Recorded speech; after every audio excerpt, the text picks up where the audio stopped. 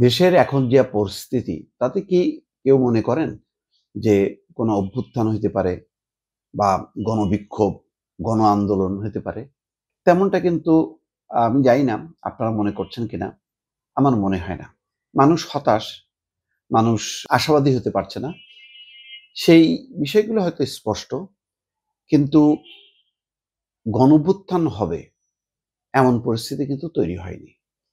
নাহিদ ইসলাম বলছেন যে মানুষের আকাঙ্ক্ষা উপেক্ষিত হলে নতুন অভ্যুত্থান হতে পারে। এখন আকাঙ্ক্ষাটা তো হ্যাঁ, সেটা তো বিগত ১৫ বছরে মানুষের আকাঙ্ক্ষা বাস্তবায়িত হয়নি। এখনো দেখা যাচ্ছে যে নানা রকম পরিস্থিতি তৈরি হয়ে আছে। নানা ঘটনা ঘটছে প্রতিনিয়ত। যেগুলি মানুষের আকাঙ্ক্ষার সাথে পরিপূরক না। মানুষ চায় যে একটা সুন্দর পরিবেশের মধ্য দিয়ে একটা উৎসবমুখর নির্বাচন। কিন্তু সেই নির্বাচনের পথে গণভোট, পিআর, তারপরে রাজনৈতিক দলগুলো এক পক্ষ আরেক পক্ষের বিরুদ্ধে বিষোদ্গার, অন্যদিকে লোকাল পর্যায়ে চাঁদাবাজি, দখলবাজি এই সমস্ত কারণে মানুষ কিন্তু সব পক্ষের প্রতি হতাশ। এমনকি নাহিদ ইসলাম যে কথাটা বলছেন যে অভ্যুত্থান হতে পারে, নতুন অভ্যুত্থান হতে পারে। সেই নাহিদ ইসলামদের প্রতিও কিন্তু মানুষের সেই নির্ভরতা বা আশাবাদী হওয়ার মতন কোনো অবস্থা নেই।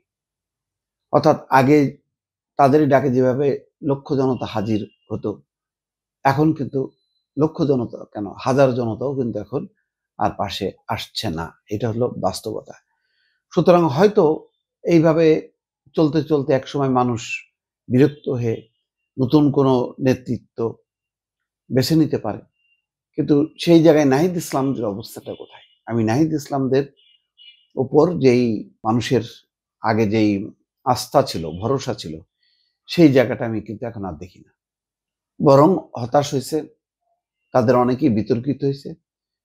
ফলে নতুন করে তাদের নেতৃত্বে কোনো অভ্যুত্থান হবে এটা আমি মনে করি না। আবার বর্তমান যে পরিস্থিতি, হতাশা মানুষের মধ্যে এত যে হতাশা কাটিয়ে তারা অভ্যুত্থান ঘটাবে, সেই নতুন নেতৃত্ব যেহেতু নাই সুতরাং অভ্যুত্থানও আপাতত হবে না। হয়তো কোনো এককালে হবে। এখন এই কথাটা বলার মধ্য দিয়ে কাকে বলা হচ্ছে? ইউনূস সরকার তো টিকায় রাখছে তো বর্তমান রাজনৈতিক দলগুলো। আজকে যদি সবাই গিয়ে বলে কালকে নির্বাচন দেন, কালকেই নাই। আর যদি বলেন ক্ষমতা ছাড়েন, ক্ষমতাও ছেড়ে দেবে। এখন এই কথাটা কার উদ্দেশ্যে বলা? যে নতুন অভ্যুত্থান হবে। এটা সামগ্রিকভাবে বলা। কিন্তু এই বলার মধ্য দিয়ে কিন্তু নতুন কোনো আশাবাদী কোনো পরিস্থিতি জন্ম নেওয়া হচ্ছে না। বরং মানুষ খুব দ্রুতই একটা নতুন শক্তির উপর ভর করে তারা একটা পরিবর্তন ঘটিয়েছিল। আ সেটা রাজনৈতিক দল হোক অথবা তরুণ নেতাদের প্রতি। সেই জায়গা থেকে মানুষ কিন্তু সরে গেছে। হতাশগ্রস্ত মানুষ বা সরে যাওয়া মানুষদেরকে নিয়ে আর যাই হোক না কেন অভ্যুত্থান হয় না। সেই অভ্যুত্থানের প্রেক্ষাপট তৈরি করতে একটা লম্বা সময় পাড়ি দিতে হবে।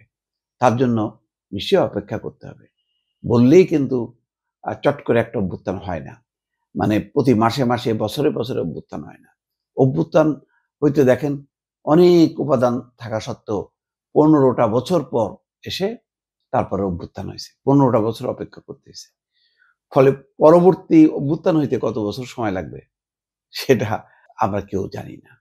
সুতরাং আমরা বলতে পারি বলে এক ধরনের আতঙ্ক ছড়াইতে পারি বা আত্মতৃপ্তি অনুভব করতে পারি কিন্তু বাস্তবে তার দেখা মিলবে না।